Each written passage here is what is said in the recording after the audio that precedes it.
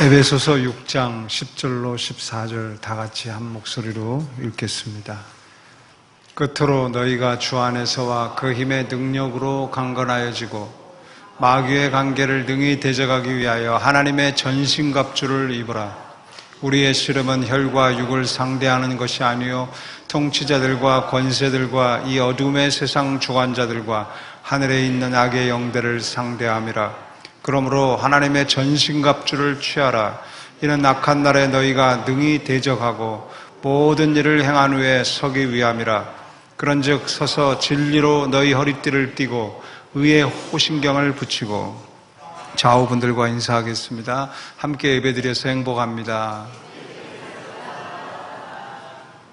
전신갑주 두 번째로 허리띠를 매라, 이런 제목으로 은혜 나누겠습니다. 우리나라 사람들은 아주 오래전부터 허리띠를 착용해 왔습니다.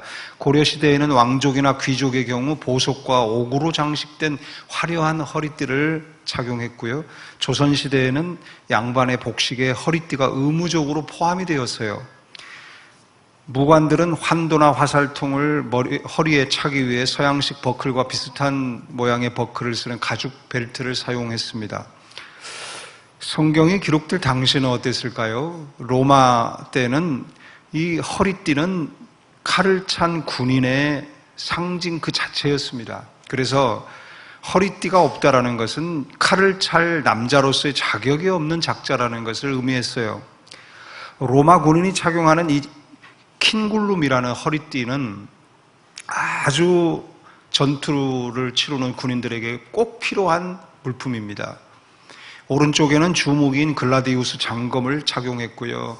왼쪽에는 보조무기인 푸기오라는 단검을 걸고 있습니다. 앞에는 아랫배와 남자의 급소인 낭심을 방어하는 쇠사슬이 늘어뜨려져 있어요.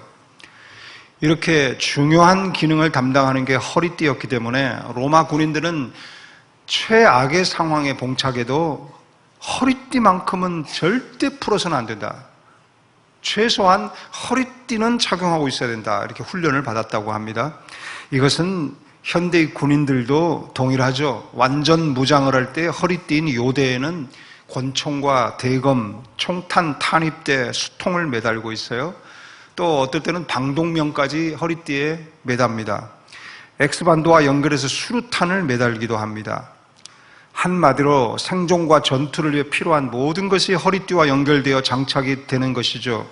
허리띠를 제대로 졸라매지 않으면 옷이 흘러내립니다. 거친 행군과 또 행동을 할 때 덜렁거리게 됩니다. 전쟁에서 생명과 같은 총탄과 검과 수통, 이런 필수 장비들을 잃어버리게 되죠. 그러므로 이 허리띠는 병사의 전투를 치러하는 병사에게는 기본이 되는 것입니다. 이게 없으면 아무것도 할 수 없어요. 전투 직무를 감당할 수가 없다라는 거예요. 총알이 없고 칼도 없고 수류탄도 없고 물도 없는데 어떻게 싸울 수 있단 말입니까? 불가합니다.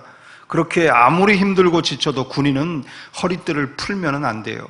반드시 허리띠를 메고 생활을 해야 합니다. 성도에게도 이건 마찬가지예요. 허리띠는 신앙의 기본입니다.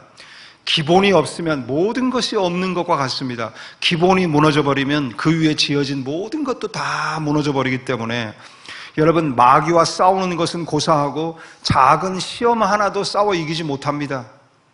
기본이 없으면, 허리띠가 없으면 그렇게 되죠. 우리가 살고 있는 것은 마귀의 영역이기 때문에 날마다 영적인 공격을 받고 시험과 고난이 우리에게 파도와 같이 밀려오잖아요. 전쟁의 한복판에 우리가 있잖아요. 그곳에서 우리가 그곳을 도망가지 아니하고 그곳에서 버티면서 하나님의 나라를 끊임없이 창조해내고 하나님의 나라를 건설해 나가야 되는데 무기가 없이 어떻게 그 일을 감당합니까? 허리띠에 있는 무기가 없이 어떻게 사명을 감당할 수 있겠습니까? 그렇기 때문에 첫째, 허리띠는 나의 기본이다. 이 중요성을 늘 인식해야 합니다.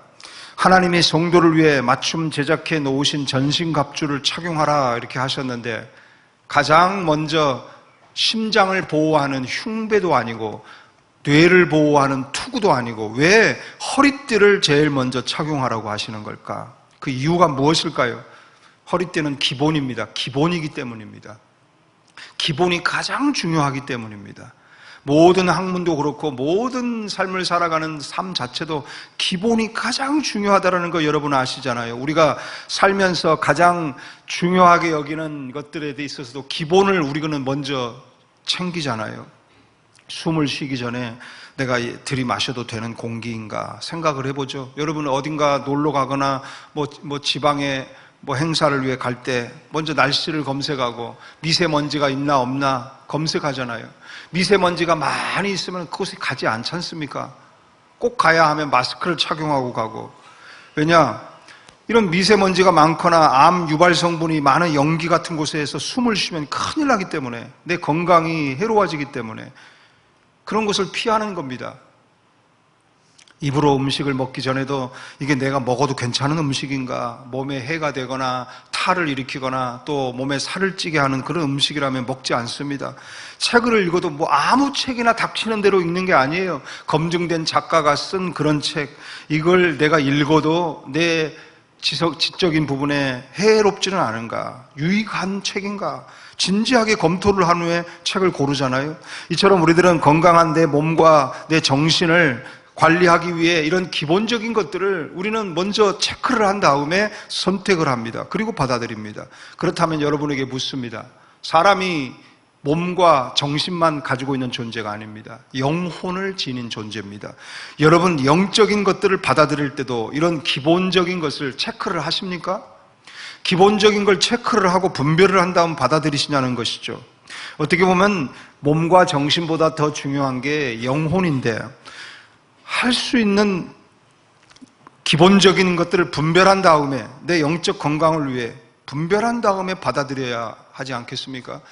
일찍이 사회주의 창시자였던 칼 마르크스는 종교는 아편이다 이렇게 말을 했어요. 모든 종교는 사람이 비참한 현실을 잊어버리기 위해서 창안에 낸 진통제에 불과하다. 도매급 취급했습니다. 모든 종교를 도매급 취급했어요. 철학자 니체는 신은 죽었다 이렇게 말하며, 초감성적 세계에 있는 신은 현실적 세계 인간의 삶에 아무런 도움이 되지 못한다 이렇게 주장을 했어요.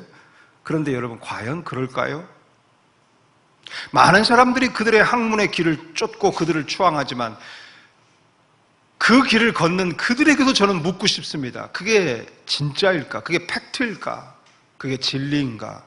정말 신은 죽었고 정말 종교는 아편에 불과한 건가? 여러분에게 묻고 싶습니다. 여러분이 지성인이라면 저의 이 질문에 답을 해보십시오.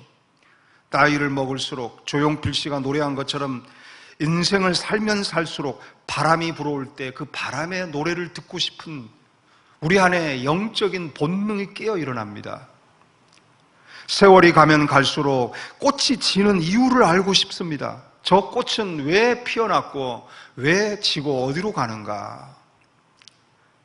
사랑을 받아야 마음이 안도가 되고 사랑을 해야 인생의 의미를 느끼는 이 영적 본능은 인간이 몸과 감각으로만 살아가는 다른 동물들과 근본적으로 다른 존재라는 것을 입증해 보여주고 있습니다.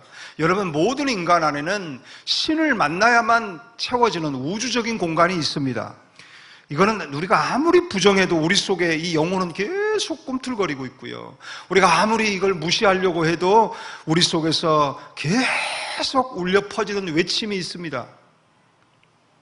그 외침에 대하여 성경은 이렇게 우리에게 설명을 해주고 있어요. 예레미야 2장 13절을 읽어봅시다. 사람이 두 가지 악을 행하였나니 생수의 근원이 되는 나를 버린 것과 스스로 웅덩이를 판 것인데 그것은 그 물을 가두지 못하는 터진 웅덩이들이니라. 생수의 근원 되는 나를 버렸다라는 것은 신을 부정하고 외면하는 인간의 교만을 말합니다. 그런데 그곳에 그런 상태에 머물지 않냐고 한 걸음 더 나아가 스스로 웅덩이를 팝니다. 스스로 구원의 생수를 발견해낼 수 있다고 생각합니다. 그래서 탐구를 하고 탐찰을 합니다. 인간 스스로가 구원의 어떤 원리를 만들어내고 찾아내겠다라는 거예요. 그래서 스스로 지식을 통하여 지혜를 통하여 신을 대체할 만한 무언가를 발견하고 만들려고 하는데 그건 인간의 무지입니다. 이 무지 때문에 인간은 그것이 터진 웅덩이인 줄도 모르고 평생 지식과 지혜를 탐구하고 축적하지만 결코 구원의 생수를 발견할 수도 마실 수도 없어요. 구원의 생수는 인간의 탐구와 탐찰로는 결코 발견할 수 없는 것입니다. 오직 요한복음 7장 37절 이하에 예수님 말씀하십니다. 누구든지 목마르거든 내게로 와서 마시라. 나를 믿는 자는 성경에 이른 것 같이 그 배에서 생수의 강이 흘러나오리라. 하나님이시자 이 땅에 인류를 구원하기 위해 오신 예수님께로 와야만 합니다. 그리고 예수님을 구주로 영접할 때만 구원의 생수를 마실 수 있습니다. 구원의 생수를 누릴 수 있습니다. 그 구원의 강에서 헤엄을 치며 살 수 있습니다. 오직 예수를 통해서만 하나님을 알 수 있고 만날 수 있고 하나님과 동행할 수 있어요. 구약에 보면 출애굽기 25장 22절을 보면 이런 말씀이 있어요. 거기서 내가 너와 만나고 속죄소의 위 곧 증거계 위에 있는 두 그룹 사이에 내가 이스라엘 자손을 위하여 네게 명령할 모든 일을 너에게 이르리라. 구약시대 사람들은 법궤를 통해서만 하나님을 만났어요. 하나님이 법궤를 통해서만 만나주겠다고 하셨어요. 그런데 이 법궤는 사실 예수를 상징합니다. 법궤 속에는 십계명 돌판, 만나 담긴 항아리, 아론의 쌍난 지팡이가 들어있는데 십계명 돌판은 말씀이신 예수, 아론의 쌍난 지팡이는 죽었다가 부활한 예수, 만나 담긴 항아리는 생명의 양식인 예수를 상징합니다. 모두 다 예수를 우리에게 예표한 것입니다. 그러니까 오직 예수를 통해서만 만나주시고 예수를 통해서만 인생을 살아가야 하는 사명을 알려주시겠다라는 말씀입니다. 그래서 예수님께서 이렇게 말씀하셨어요. 예수께서 이르시되 내가 곧 길이요 진리요 생명이니 나로 말미암지 않고는 아버지께로 올 자가 없느니라. 여러분, 우리의 영혼이 구원을 받기 위해 지켜야 할 가장 기본은 예수를 구주로 영접하는 것입니다. 이 기본이 안 지켜지면 결코 구원을 받을 수 없어요. 열심히 구원을 생수를 찾아 웅덩이를 파고 파지만은 어디에서도 구원의 생수가 나오지 않습니다.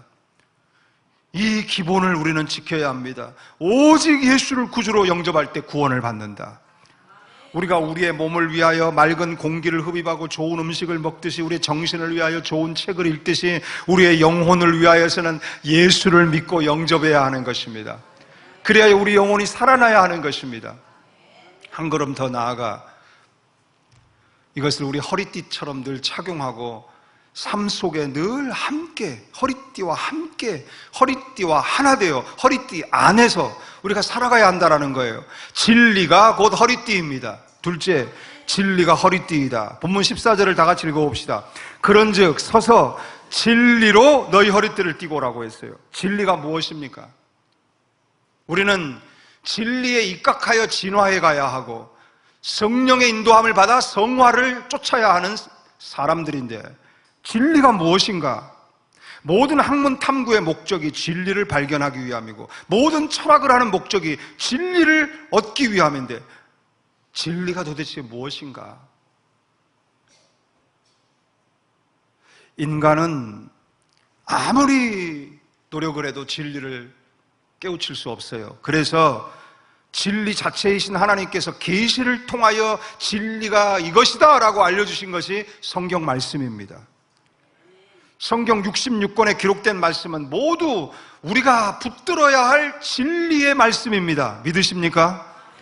이 성경 말씀 66권이 우리가 우리의 인생을 살아가며 착용해야 할 영적인 허리띠인 것입니다. 그런데 양이 너무 많아요. 이 많은 66권의 내용들을 다 암송하고 연구하고 깨달아서 내 삶 속에 허리띠로 삼기에는 너무 양이 많아. 이걸 다 매달고 다니려면 주렁주렁 매달리는 게 너무 많아서 걷기도 힘들 지경이요. 어떻게 하면 이 66권의 방대한 진리의 말씀 내용을 간단하고 가볍게 허리띠로 만들어 착용할 수 있을까? 구약 성경 39권 23,463개의 구절을 간단하게 요약하면 이것입니다. 따라합시다. 하나님은 사랑이시다. 하나님은 사랑이시다. 구약하면 그 내용이 율법이고 제사인데요. 모든 율법, 제사 이걸 깊이 공부에 들어가면 들어갈수록 하나님이 우리를 얼마나 사랑하는지를 말해주고 있는 내용들입니다. 하나님은 저와 여러분을 끔찍히도 사랑하시고 섬세하게 사랑하시고 모든 것을 사랑하셔서 율법을 통하여 우리를 인도하시고 제사를 통하여 우리를 만나주시는 일을 하셨던 것이죠. 그래서 우리가 이 구약 말씀을 연구하면 할수록 결국 내리는 결론은 하나님은 사랑이시다. 할렐루야. 신약 성경 27권 7957개 구절의 말씀을 쭉 읽고 연구하다 보면 결국 내리는 결론은 이것입니다. 하나님의 사랑이 예수로 나타났다. 저를 따라합시다. 하나님의 사랑이 예수로 나타났다. 할렐루야. 영적이고 말씀이신 형이상학적 존재에 있는 하나님이 우리의 삶 속에 물질 세계 속으로 예수로 나타나신 겁니다. 그래서 그 사랑을 친히 보여주셨고 그 사랑을 느끼게 해주셨고 그 사랑으로 우리와 함께 살아주신 겁니다. 마태복음부터 요한계시록까지 읽어보면 전부 예수의 이야기예요. 예수님이 이 땅에 오셔서 무엇을 하셨고 그리고 어떻게 죽으시고 어떻게 부활하셨고 언제 다시 오실지 전부 예수 이야기입니다. 결론은 하나님의 사랑이 예수로 나타났다. 로마서 말씀을 다 같이 읽어봅시다. 시작. 그리스도께서 우리를 위하여 죽으심으로 하나님께서 우리에 대한 자기의 사랑을 확증하셨느니라. 구약의 모든 말씀이 사랑해, 하나님은 사랑이라는 말씀인데 그것을 하도 사람들이 이해를 못하고 또 느끼지를 못하니까 예수가 하나님의 사랑의 전부를 자신의 몸에 담고 이 땅에 오셔서 하나님의 사랑을 확실하게 보여주신 거예요. 그분이 예수님입니다. 이것이 진리입니다. 이것이 영원한 진리입니다. 이것이 영적 진리입니다. 우리는 이 진리의 허리띠를 매야 합니다. 단단하게 매야 합니다. 진리는 사전적으로 참된 것, 진실한 것, 사실적인 것을 말하는데 이것보다 더 참된 게 어디 있고 이것보다 진실한 게 어디 있고 이것보다 사실적인 게 어디 있어요? 만물이 존재하는 자체가 사실인데 이 만물을 창조한 분이 하나님이라는 사실보다 더 확실한 팩트가 어디 있습니까? 진리 중에 진리입니다. 그 하나님이 예수로 나타나셨다. 허리띠를 맨다라는 것은 그 진리를 나의 신체의 일부분으로 삼고 내 몸과 하나 되게 만든다라는 것이죠. 그것은 곧 그 진리를 나의 것으로 적용하고 나의 것으로 삼아서 나의 것으로 사용한다라는 말입니다. 그러므로 우리는 하나님은 사랑이시다, 이것을 내 허리띠로 삼아야 돼요. 하나님은 나를 사랑하신다. 저를 따라하세요. 하나님은 나를 사랑하신다. 좌우분에게 허리띠 메고 있는 거 확인시켜 주십시다. 당신은 하나님께 사랑받고 있습니다. 한 번 더요. 하나님은 당신을 사랑하십니다. 할렐루야. 또한 하나님의 그 사랑이 예수로 나타났다. 이것을 나의 허리띠로 매야 합니다. 하나님의 사랑이 나를 위해 예수로 나타나셨다. 예수님은 나를 위해 이 땅에 오셨다. 나를 위해 십자가에 죽으시고 나를 위해 부활하시고 나를 위해 승천하시고 나를 위해 재림하실 것이다. 나의 허리띠로 내가 여기고 나의 허리띠로 메고 나의 허리띠로 삼고 나의 허리띠로 사용해야 되는 것입니다. 이걸 상시적으로 메고 있어야 돼요. 꿈속에서도 벗어서는 안 돼요. 꿈속에서도 마귀가 여러분을 공격할 때가 있거든요. 꿈속에서도 가위에 눌릴 때가 있거든요. 죽을 것 같을 때가 있거든요. 그럴 때 진리의 허리띠를 매야 하는 것입니다. 꿈속에서도 이 허리띠를 메고 있어야 돼요. 하나님은 나를 사랑하신다. 하나님의 사랑이 나를 위해 예수로 나타나셨다. 나는 예수로 구원받았고 예수로 죄사함을 받았고 예수로 하나님의 자녀가 되었고 예수님으로 인해 천국에 갈 것이다. 이 진리의 허리띠를 내 몸의 일부인 것처럼 착용하고 내 몸의 일부인 것처럼 늘 상시적으로 착용하고 살아갈 때 우리는 어떠한 시험과 역경도 이길 수가 있고요, 거짓과 불의와 맞서 싸워 이길 수가 있는 것입니다. 여러분, 우리가 싸워야 할 원수 마귀는 세상 모든 권세와 영광을 다 가지고 있어요. 심지어 예수님 앞에도 내게 절을 해라, 그럼 내가 이 모든 게 다 내 건데 내가 너에게 줄 수 있다. 마귀는 이 세상의 모든 권세와 영광을 다 가지고 있어요. 아담에게 넘겨받은 거예요.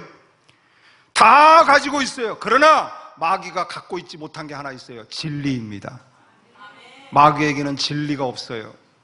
다 같이 읽어봅시다. 요한복음 8장 44절. 마귀는 진리가 그 속에 없으므로 진리에 서지 못하고 거짓을 말할 때마다 제 것으로 말하느니 이는 그가 거짓말장이요 거짓의 아비가 되었으므로. 마귀에게는 모든 게 다 있으나 진리가 없어요. 그러나 성도는 마귀에게 비하면 무능력해 보입니다. 가진 게 없어 보입니다. 그러나 진리를 가지고 있습니다. 모든 것이 있으나 진리가 없는 마귀와 모든 것이 없으나 진리를 가진 성도가 충돌하면 누가 이길까요?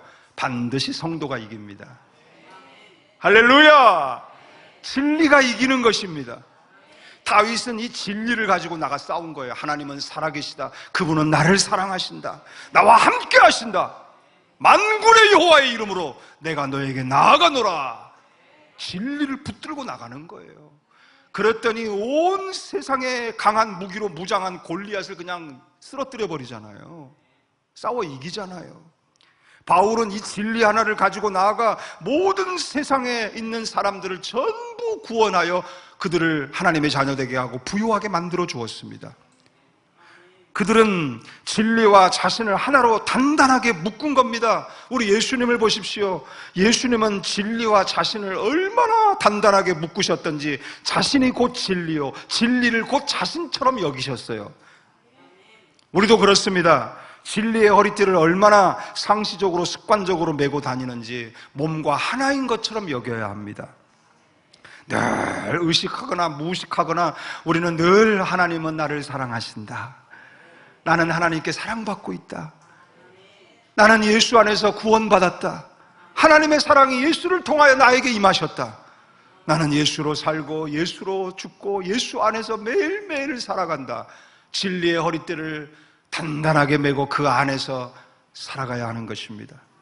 코로 호흡을 하듯이 심장이 쉬지 않고 뛰듯이 우리의 영혼은 이것을 상시적으로 호흡하고 고백해야 하는 것입니다. 할렐루야. 말씀의 결론을 맺습니다. 전쟁터에 나가서 막 싸우는데 총을 쏘다가 총알이 떨어졌어요. 그럼 어떻게 해야 됩니까? 허리띠에 있는 그 총알을 얼른 장전을 해야만 싸울 수가 있어요. 근데 총알을 장전하려고 허리를 딱 만져봤더니 허리띠가 없고 총알도 다 사라졌어요. 허리띠와 함께 잃어버린 겁니다. 어이쿠, 큰일 났네. 이거 어떻게 하지? 더 이상 이 총은 무기가 아니에요. 이제는 부담스러운 짐이 된 겁니다. 아무짝에도 쓸모가 없어요. 총알이 없는 총 어디다 씁니까? 아, 그렇지. 칼을 꼽아서 백병전을 치러야 되겠다. 칼을 찾아봤더니 허리띠가 사라지면서 단검도 함께 사라지고 없어요. 사용할 무기가 하나도 없습니다. 수류탄도 없고 아무것도 없어요. 당황이 되어 물을 마시려고 하는데 물통도 사라졌어요. 죽을 수밖에 없는 겁니다. 패하고 죽을 수밖에 없는 거예요. 사랑하는 여러분, 말씀도 알아야 되고요, 말씀도 암송해야 되고요, 의를 하나님께 받아서 칭의를 받아야 하고 다 중요한데요, 제일 중요한 것은 허리띠입니다. 기본입니다. 기본. 허리띠를 착용하고 있어야 합니다. 하나님은 나를 사랑하신다. 그 사랑은 예수를 통하여 나에게 임하셨다. 이 기본을 붙잡아야 되는 거예요. 이 기본을 단단하게 메고 있어야 되는 거예요. 모든 말씀이, 모든 성령의 역사가, 모든 하나님의 은혜가 그 허리띠를 통하여 나에게 임하고 나에게서 역사하고 나에게서 나가는 힘이 되는 거예요. 그리고 마귀를 무찌르는 무기가 되는 거예요. 사랑하는 여러분, 허리띠를 단단하게 착용하시기 바래요. 정확하게 착용하시기 바래요. 상시적으로 착용하고 살길 바래요. 기도하겠습니다. 허리띠를 절대 풀지 마세요. 허리띠를 절대 풀지 마세요. 인사하시라고요. 인사하세요. 시작. 허리띠를 절대로 풀지 마세요. 또 물어보세요. 허리띠 어디 있습니까?